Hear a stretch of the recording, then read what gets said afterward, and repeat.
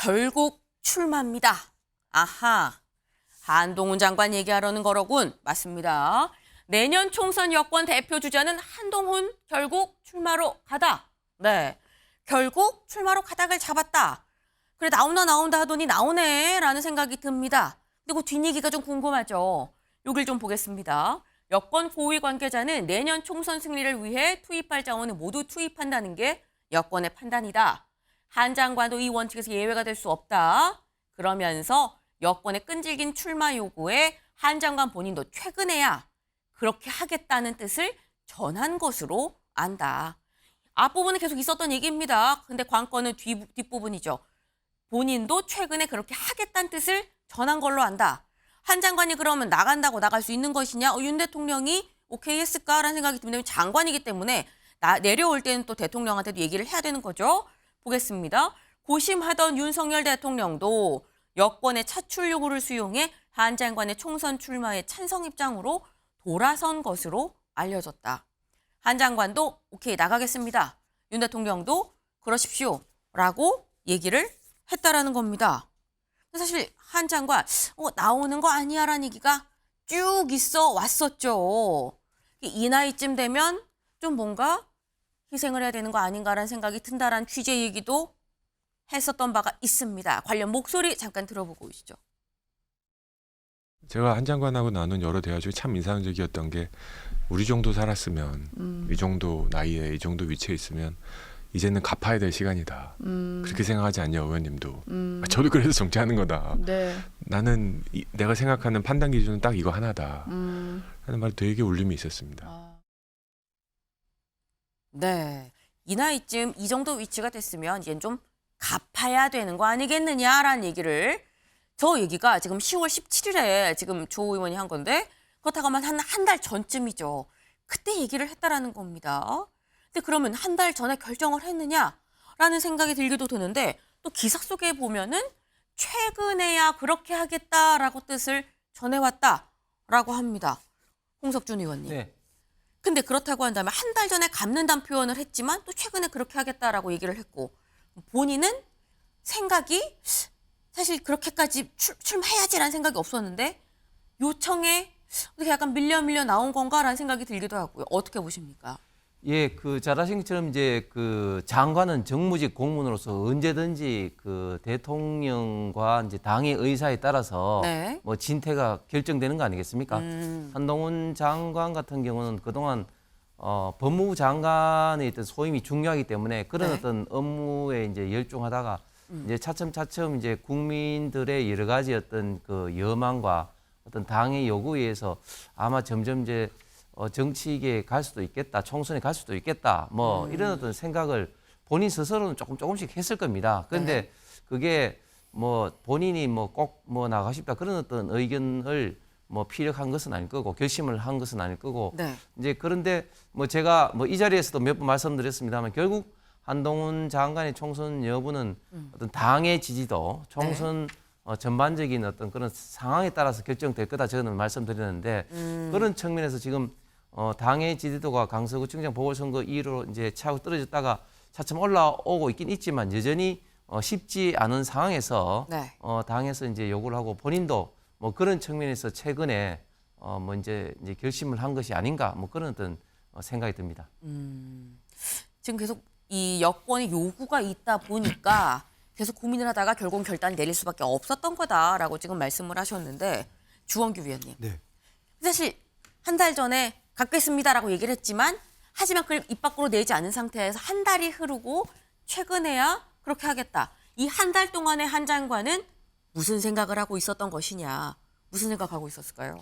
뭐 한 장관님의 생각을 저희가 예단할 수는 네. 없겠지만 이 흐름을 추정해 봤을 때는 추이를 지켜보신 것 같아요. 그러니까 한 달 전만 해도 여권의 위기감에 대해서 조금은 이제 안온하게 생각하고 자신의 어떤 운신의 폭에 대해서 고민을 하셨던 것 같습니다. 네. 이제 대선 이 총선 시나리오가 나왔었는데 한동훈 장관이 이번 총선에 출마하지 않고 이후에 대권 주자로서의 어떤 몸집을 키우는 방식도 한 달 전에는 고민이 있었거든요. 네. 그런데 지금 현재 아까 아까 홍석천 의원님 말씀처럼 여권 국민의힘의 그런 어떤 상황이 워낙 위중하기 때문에 이번 내년 총선에서 승부를 던지지 못하면은 네. 여권이나 윤석열 정부가 레임덕에 걸릴 수도 있다라는 그 위기감이 한 달 동안에 이제는 총선에 나와야 되겠구나라는 몸집 키우기로 이제는 좀 변환된 게 아닌가 그렇게 추정됩니다.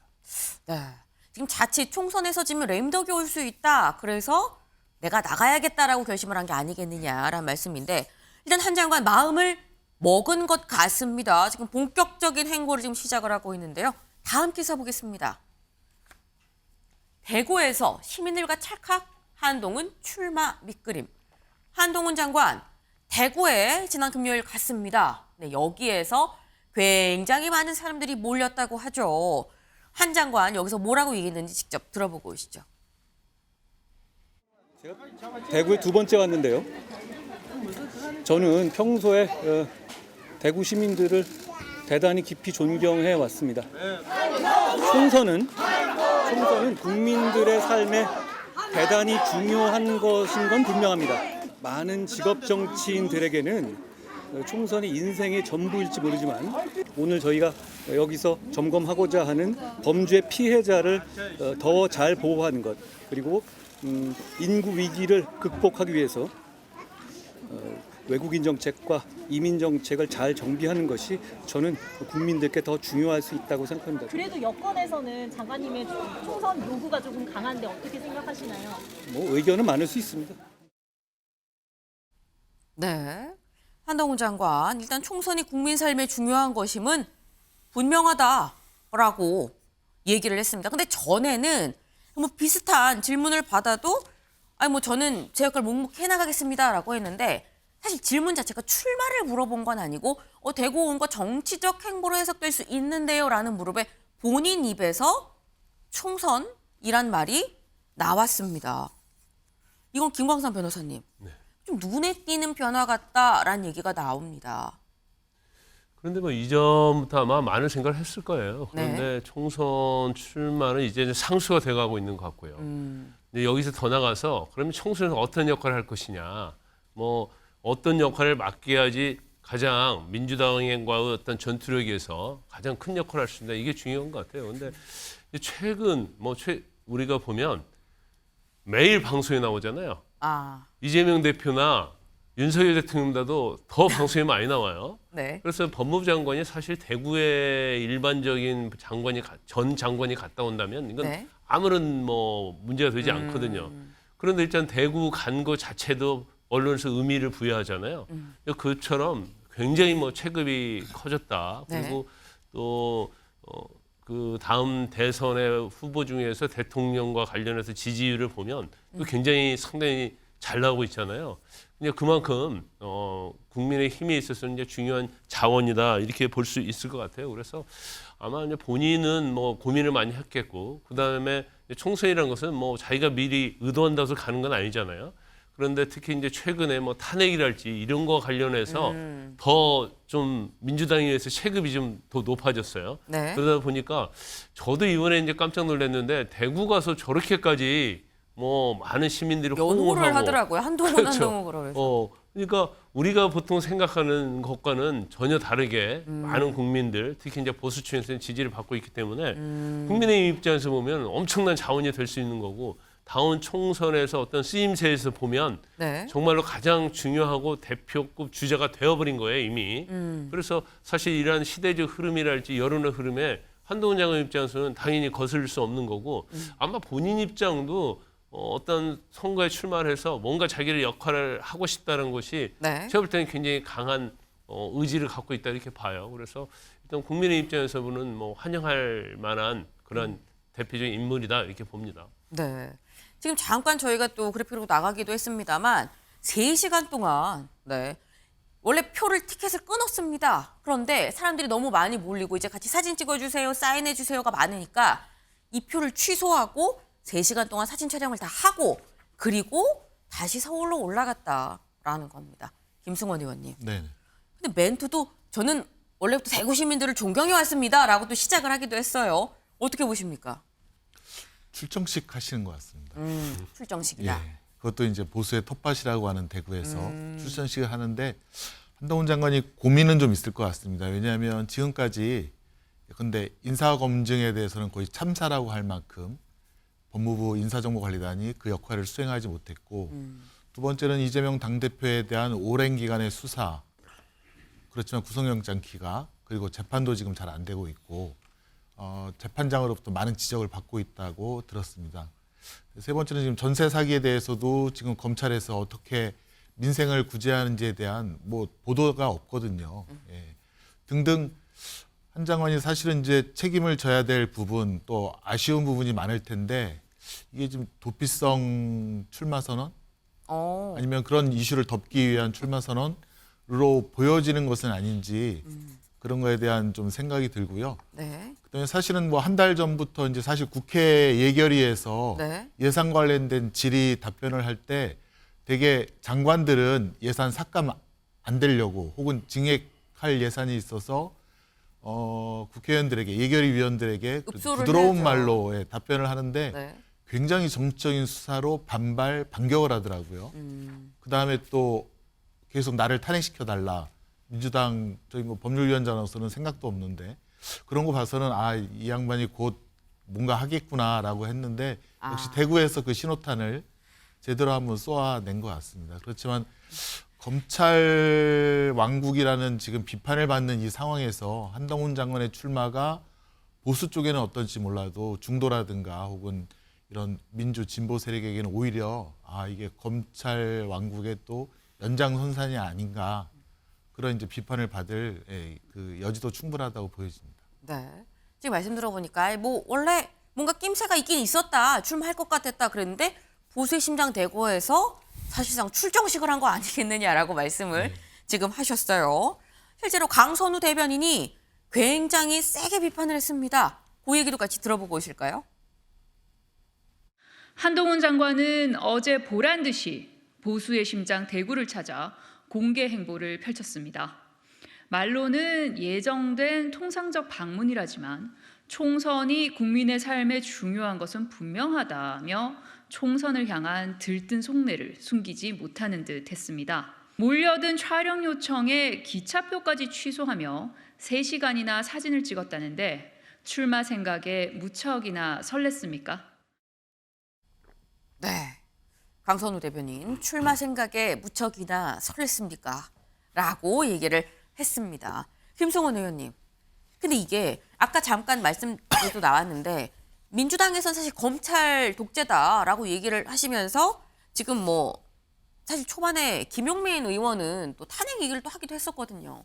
그러니까 어쨌거나 한동훈 장관도 검찰 독재 얘기하면서 지금 같이 대립각을 민주당에서 세우는 입장인데 한 장관이 법무부에서 빠져서 근데 국회로 오는 건 이건 민주당 입장에서 득입니까 실입니까?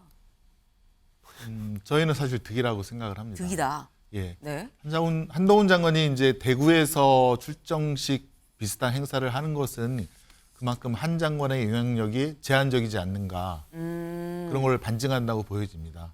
만약에 정말로 그 본인이 정치적 입지를 확장하려고 했다면 수도권에서 하는 것이 훨씬 더 정치적으로는 좋았을 텐데 대구에서 한다는 것 자체가 일단 한 장관이 정치인으로서 약간 그 과감성이랄까 결단력이 좀 부족하다.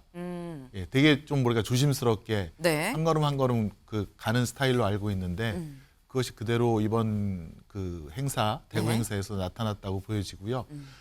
사실은 지금 이제 내년 총선은 윤석열 정부 전반기에 대한 저희는 국민적인 심판이 되어야 된다고 보여지는데 한동훈 장관은 거의 윤석열 대통령의 복심 혹은 네. 뭐 거의 동일선상에서 평가가 되는 인물인데 나서면 나설수록 그 윤석열 정부의 실정이 부각이 되지 않을까 될 것이다라고 하는 생각에 민주당으로서는 나쁘지 않다라고 저는 생각을 하고 있습니다. 네. 한동훈 장관의 출마는 민주당의 득이다. 네. 윤석열 정부의 어떤 상징적인 인물 아니겠느냐. 훨씬 더 좀 이 대립각이 좀 두드러지게 보일 거고 정권 심판론이 먹힐 것이다라는 말씀을 주셨는데 김광선 변호사님 어떻게 보십니까? 지금 뭐 여야 통틀어서 한동훈 장관처럼 주목하는 사람이 있습니까? 물론 김성원님께서는 아마 그렇게 말할 수밖에 없을 거예요. 그런데 사실 저렇게 이제 한동훈 장관이 저렇게 체급이 높아지고 크게 된 것은 이제 민주당에서 사실은 저렇게 해준 거다 이렇게 볼 수밖에 없어요. 사실 장관 청문회 때 어떻습니까? 청문회도 공개했는데 거기에서 뭐 논문 저자 관련해서 뭐 이모가 나오고 3N 나오지 않았습니까? 그다음에 이제 법사위랄지 대정부 질문에서 계속적으로 한 장관을 이제 공격을 했어요. 근데 결로 되받아치기를 했는데 뭐 결론적으로 보면 그게 한동훈 장관의 어떤 인지도를 높이고 지지를 높이는 그 방향으로 갔고 네. 특히 이제 최근에 이제 탄핵과 관련된 부분 이런 것들 그다음에 또 송영길 전 대표의 막말 이런 것들이 결국 한동훈 장관을 오늘의 이전 장관과 다른 그런 유상을 만들어줬다고 보거든요. 그래서 지금 어떻게 보면 뭐 국민의힘이랄지 네. 아니면 지금 메가시티랄지 그다음에 혁신위원회 뭐 이런 것들이 사실은 굉장히 뉴스의 중심을 이루었는데 지금 한동훈 장관이 중심에 이루고 있거든요. 네. 그것은 그만큼 언론이 스포트라이트를 준다는 것 자체는 그만큼 비중이 많이 커졌다는 거고 그러면 결과적으로 총선에 가게 되면 또 한동훈 장관의 일거수일투족이 다 언론에 집중될 거예요. 그러면 네. 그것은 뭐 민주당이 물론 비판하는 그런 면에 있어서는 이릉 뭐 동의하는 사람도 굉장히 많겠지만 그런 것들은 다 붙이고 결국 한동훈 장관 위주의 어떤 총선이 될 수 있을 수밖에 없기 때문에 제 개인적으로 봤을 때는 민주당 입장에서는 뭐 그렇게 좋은 건 아니다 이렇게 봅니다. 네, 지금 의견이 좀 갈리는 상황입니다. 한동훈 장관 출마 득이다 아니다 실이다라고 지금 말씀을 좀 주셨는데 일단 한동훈 장관 지금 본격화하는 것 같다라는 말씀을 드렸죠. 요즘에 전국을 도는 것 같은 그런 느낌입니다. 네. 지금 저희가 이 말씀을 드렸던 게 대구, 17일 대구 방문을 말씀을 드렸습니다. 요 좀 전에는 경남 거창에 갔었고요. 대구 가고 그리고 이제 21일 대전에 갈 예정입니다. 그리고 그 이후에 24일 울산에 갈 예정이다. 불과 한 일주일 사이에 대구, 대전, 울산, 네, 뭐 거의 어디 하나 찍고 한 번 더 가야 될 것 같은 그런 느낌이에요. 지금 전국을 돌고 있습니다. 네. 근데 한동훈 장관 어떻게 보면 쭉 전국을 돌면서 약간 바람을 일으키는 걸까라는 생각이 들기도 하는데 관건은 쓰임이겠죠. 어디에 어떻게 쓰이느냐 다음 기사 보겠습니다. 수도권 출마, 비례로 총선 지위, 여당의 한동훈 활용법. 네, 한동훈 활용법에 대해서 조선일보가 4가지로 봤습니다. 첫 번째, 총선 승부처에서 바람몰이를 해야 된다. 총선 승부처, 종로 등 상징성 있는 지역에 좀 나올 수도 있다. 두 번째, 야당 핵심 지역구에 자객 공천을 하는 방안이다. 그러면서 마포갑 정청래 의원의 지역 그리고 안산 얘기가 또 나오고 있죠. 안민석 의원 얘기. 그래서 이 야당 핵심 지역구에 가서 붙는 자객 공천 얘기가 나온다. 세 번째, 선대본부장 같은 직책을 맡겨야 된다. 비례를 맡겨서 비례하고 전국을 돌면서 선대본부장 역할을 좀 해야 되는 거 아니겠느냐. 네 번째, 정보에 남아 대선 직행 코스로. 요건 사실 이미 출마를 하기로 결정을 했다고 한다면 요 얘기는 사실 네 번째는 업과 요 위에 한 3가지 정도를 볼 수 있겠다라는 생각이 듭니다. 네. 이 중에서 주원기 위원님, 어떤 가능성이 가장 크다고 보십니까? 가능성을 지금까지 한동훈 장관의 행보하고 유추해 봤을 때 네. 일단은 원했던 거는 4번이었지만 이미 이제 4번은 어떻게 보면은 이제 삭제가 되는 것 같고요. 네. 그 다음 부분에서는 3번의 부분도 얘기가 많았었습니다. 선대본부장, 선대위원장. 하지만 한동훈은 개인 장관의 개인 플레이에 의존하는 워딩을 지금까지 보였어요. 누군가를 도와줄 만한 이미지라고 보기에는 좀 어렵습니다. 자, 그런 의미에서는 2번과 1번인데 2번 같은 경우에는 오히려 야권의 상대방을 몸값을 올려줄 수가 있습니다. 만약에 예를 들어서 마포 같은 곳에 정청래 의원과 붙게 될 때 네. 그게 어떻게 보면 대항마처럼 보이는 어떤 무게감으로 자신이 하향 평준화가 될 수도 있고요. 네. 설령 만약에 낙선하게 되면은 그 치명타가 있을 수 있기 때문에 네. 지금 이 흐름에서 봤을 때 한동훈 장관의 활용법에서는 1번 총선 승부처와 상징성이 있는 곳에서 바람몰이를 하는 게 가장 바람직해 보이지만 네. 이제 첨언을 하자면 사실은 한동훈 장관은 그 보수 결집층에서의 팬덤이 형성될 조짐을 보이는 것이지 네. 중도층으로 확산될 가능성이 부족해 보이고요. 그리고 또 한 변수로 저희가 다룰 텐데 이준석 신당과의 제로섬 껴임이 있을 수도 있습니다. 그러면 이건 결국 보수의 약간의 하향으로 내려갈 수도 있다. 그렇게 진단합니다. 따지자면 첫 번째 총선 승부처에서 바람몰이를 하는 방향이 될 수 있는데 중요한 건 한동훈 장관이 중도 확장은 되지 않을 것이다. 라는 점을 좀 말씀을 주셨어요. 홍석준 의원님 어떻게 보십니까? 예, 주홍규 의원의 이제 그 말씀에 이제 동의하는 면도 있고 안 하는 면도 있는데 예를 들면 이제 자기 공천은 이미 한동훈 장관은 장군 중에서 대장군급이 됐습니다. 아, 몸 체급이 커졌다. 네, 근데 자객으로 나간다는 건 우스운 거죠. 지금 정청래 의원이나 안민석 의원 같은 이런 어떤 하고 이제 의원들하고부터 이제 급은 벌써 이제 지난 어떤 그런 어떤 분인데 저희가 굳이 이제 자객으로 쓸 필요가 전혀 없는 거죠. 그래서 결국 이제 상징성 있는 지역도 맡으면서 좀 더 네. 바람몰이를 하는 네. 그런 역할을 조금 해야 될 것 같고 그다음에 지금 한동훈 장관의 저도 이제 인기를 뭐 어느 정도는 알고 있었는데 예를 들면 제 지역구에 네. 정치에 전혀 관심 없는 여성분들이 젊은 여성분들이 사인 좀 받아달라. 저희 그 사인 받아줬어요. 대구시잖아요, 또. 예. 네. 근데 이제 그분들이 젊은 여성분들이라는 게 중요한 거죠. 그다음에 또 제가 이제 한동훈 장관 관련돼서 제가 이제 제 유튜브에서 이야기를 하면 제 유튜브가 굉장히 좀 미미한 유튜브라서 보통 조회수가 수백 정도 오는데 네. 한동훈 장관 언급하면 수만이 되는 거예요, 조회수가. 아, 그런 면에서 봤을 때 굉장히 영향이 있구나 하는데 이번에 이제 동대구역이나 이런 데서 우리 김성은 의원은 뭐 행사 뭐 식을 했다 하는 행사식이 아니죠. 그냥 사람이 몰려와서 사인을 한 건데 이제 그런 것을 봤을 때는 최소한 이제 보수층은 물론이고 중도층 중에서도 특히 제가 봤을 때는 젊은 여성분 네. 그리고 젊은 층에 대해서는 확실히 좀 소구력이 있다. 그리고 지금 우파 보수 그 이제 후보 중에서는 네. 뭐 아직까지 후보로 말도 좀 이상합니다만은 지금 굉장히 큰 파급 효과가 있다. 뭐 이런 것은 지금 확실한 것 같습니다. 아, 그 중도 확장성도 충분하다라는 취지로 지금 말씀을 주신 것 같아요. 근데 일단 중요한 건 한동훈 장관이 나와서 좀 힘든 현재의 여건의 상황을 좀 끌어올려야 된다라는 얘기인 건데 사실 지금의 이 국민의힘에서 가장 관건은 수도권 표심입니다. 강서부선 참패하고 수도권 표심을 수도권의 이 중산층, 이 중도 마음을 어떻게 갖고 갈 것이냐가 사실 관건인 측면이 있는데 김광삼 변호사님. 이게 지금 한동훈 장관이 본의 아니게 험지라고 불리는 곳에 이른바 험지라고 불리는 곳에 출마할 가능성이 좀 있어 보입니다. 일단 총선 승부처에서 바람몰이를 해야 된다라고 한다면 승부처면 험지일 가능성이 높거든요.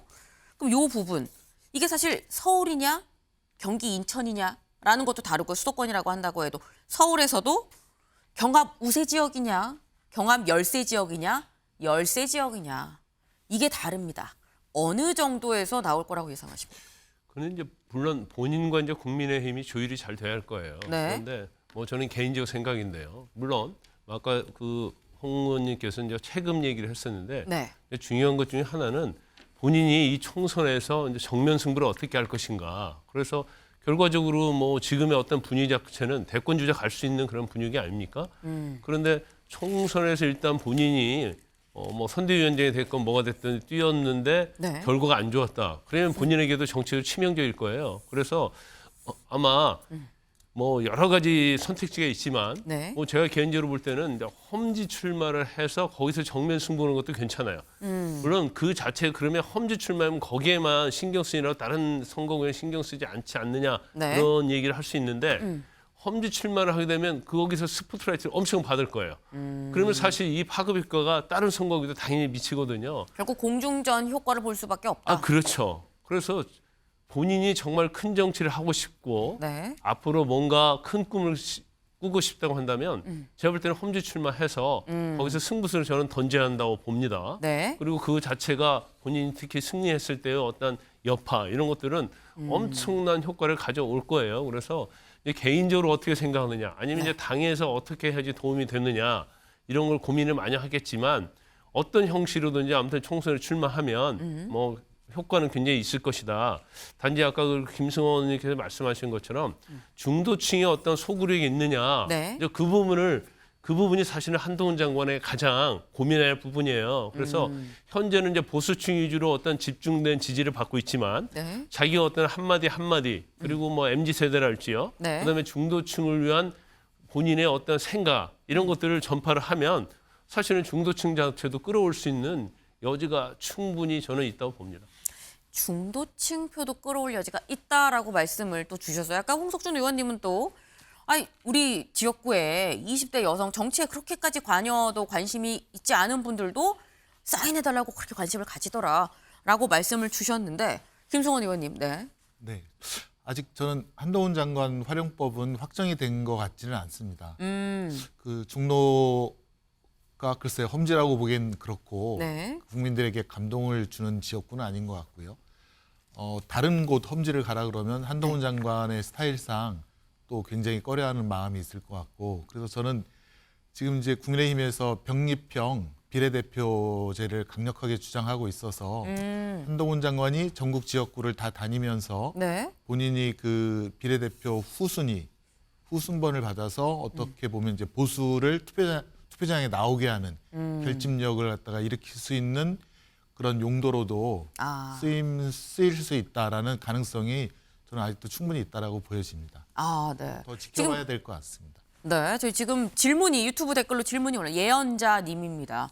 또 예언자세요. 네. 한동훈 장관 개항을 출마는 어떤가요? 라고 질문을 주셨습니다. 김승원 의원님 어떻게 보세요? 개항을 나오면 정말 험지고 어떻게 보면 이제 대선의 전초전이 될 수 있어서 네. 그건 굉장히 큰 파괴력과 이슈를 낳을 수 있을 것 같습니다. 오히려 승부수를 던진다면 그쪽에 한번 승부수를 던지는 것도 예, 설령 한동훈 장관이 떨어졌다 하더라도 네. 차기 다음번 대선에 더 유력한 주자로 부상할 수 있는 계기가 될 수도 있을 것 같습니다.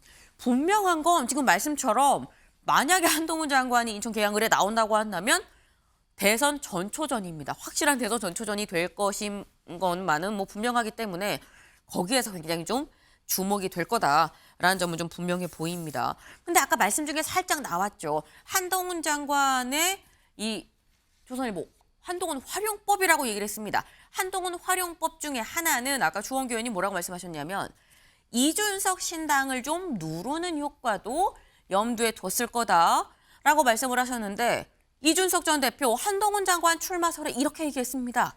들어보고 오시죠. 공직자로서 계속 살아오신 커리어가 있고 일정한 부분에 국민들의 지지를 받고 있고 이런 것도 있다 보니까 저분과는 언젠가 경쟁할 수도 있겠다라는 생각은 해요. 만약 나중에 한동훈 장관이 뭐 정치에 뛰어들어가지고 광주 시민 앞에 서게 될 계기가 있다고 한다면요, 잘 고민하고 훌륭한 답변이 나오면은 그러면 한동훈 장관을 지지해 주시면 되고요. 그게 아니라 뭐 누가 잡범이고 누가 뭐 나쁜 놈이고 이거 계속 하실 거면은 저는 그 정치는 더 이상 대한민국에 저도 보고 싶지 않습니다. 네, 이준석 전 대표 이렇게 얘기했습니다. 언젠간 저와 경쟁을 하게 될 것 같다라고 얘기를 하면서 뭐 그렇게 크게 나쁘게 평가하는 것 같지 않습니다. 다만 누가 잡범이네 하는 이런 정치는 보고 싶지 않다. 그렇다면 국민이 뽑아주지 않을 거다라고 얘기를 했는데 사실 관련해서 이런 얘기를 했었습니다. 한동훈 장관은 긁지 않은 복권이다라고 얘기를 했었어요. 그러면서 자기는 이 한동훈 장관의 이 지난 17일 대구 방문이 이 본인의 어떤 경쟁 상대로서 온 거냐? 난 경쟁 상대가 안 된다라고 본다. 재밌는 관계다라고 얘기를 했습니다. 이게 사실 되게 묘합니다. 김승원 의원님. 네네. 여기서 말하는 긁지 않은 복권과 경쟁 상대가 아니라 재밌는 관계일 것이다. 이 멘트들 어떻게 판단하십니까? 뭐 제 생각입니다만은 복권은 되게 꽝이 많습니다. 네. 복권 당첨된 분들이 굉장히 극소수죠. 그걸 그래서 염두에 두고 얘기했을 것이다. 뭐 이준석 대표가 워낙 언어의 그 마술사처럼 말씀에 여러 가지 의미를 두고 하기 때문에 네. 복권이라 하면 지금은 뭔가 기대감을 줄 수 있지만 결국에는 당첨을 해보면 긁어보면 꽝이 나올 가능성이 많다. 네, 그런 걸 갖다가 좀 빗대서 말하는 것 같고요. 그래서 이제 경쟁 상대로 안 본다. 그러니까 뭔가 그 본인보다는 네. 조금 정치적인 입장에서는 하수 아니겠느냐, 네, 그런 말을 하는 것 같고요. 다만 재밌는 관계라고 하면 저 두 분이 그 띠동갑이더라고요. 네. 예, 뭐 80 몇 년생과 뭐 띠동갑이라고 하는데 네. 또 사실은 통합이라든가 화합의 정치보다는 약간 좀 그 갈라치기, 그러니까 세대 포이론이라든가 또 상대방에 대한 공격을 통해서 이제 팬덤을 형성하는 그런 스타일이라 그런 면에서는 서로 간에 좀 유사성, 동질감 느껴서 네. 한동훈 장관이 만약에 총선에 나온다면 본인의 스타일과 비슷한 정치를 할 수도 있다, 할 것 같다라고 하는 그래서 재밌는 관계를 형성할 수 있다라는 그런 의미까지 담고 있는 게 아닌가 이렇게 생각이 듭니다. 네, 주원기 의원님. 약간 저는 이준석 전 대표가 싸움을 걸었다고 생각을 합니다. 어. 제가 막판 극적 타결이라고 지난주에 말했을 때에는 네. 한동훈 장관이 이후 이번에 총선에 출마하지 않고 그 다음에 갔을 때 어떤 관계들 그런 것들을 포석을 염두에 둬서 국민의힘 입당도 어떤 신당과 함께 군부를 짚었던 것 같은데 네. 이제는 한동훈 장관이 이제 본격적으로 나온다고 보니까 극지 않는 복권이라든지 재밌는 관계라는 거는 이제 제로섬 게임을 시작하려고 하는 거거든요. 그러니까 가장 한동훈 장관의 저격수가 이준석 대표가 될 수가 있다. 이게 가능성이 높습니다. 왜냐하면 아까도 잡범이나 잡을 거면 그런 워딩은 보고 싶지 않다라고 얘기했을 때 네. 한동훈 장관이 전면전으로 부각했을 때 어떻게 보면은 더불어민주당보다도 이준석 전 대표의 입이 더 무섭게 작용할 수 있다. 이렇게 생각합니다. 지금 이준석 전 대표가 도전을 건 거다라고 말씀하셨습니다. 그러면서 제로섬 게임이 될 거다라고 말씀하셨는데 홍석준 의원님 네. 어떻게 보십니까? 이준석 한동훈 제로섬 게임이다라는 표현에 대해서.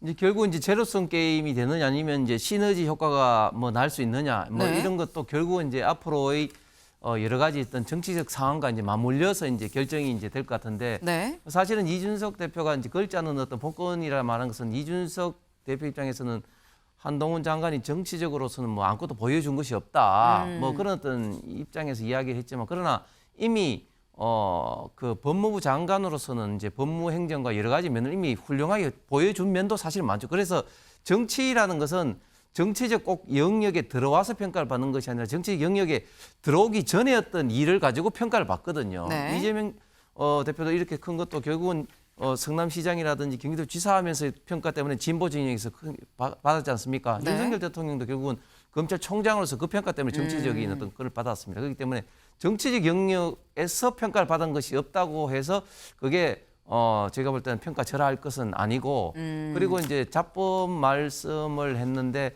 뭐 그 이재명 그 수사를 관련해서 한 것 같은데 이재명 대표 어떤 수사를 두고 뭐 잡범이라 하지 않고 뭐 정치법은 할 수는 없는 상황이니까 네. 뭐 그걸 또 법무부 장관으로 하는 것은 저는 지극히 당연한 말이라고 이제 싶고 결국은 민주당도 그렇고 이준석 대표도 그렇고 사실은 한동훈 장관의 어떤 파괴력에 대해서 굉장히 제가 볼 때는 좀 두려움을 좀 많이 느끼고 있다. 그래서 지금부터 벌써 출마 선언하기도 전에 뭐 이런저런 견제구성 멘트를 날리고 있다고 봅니다.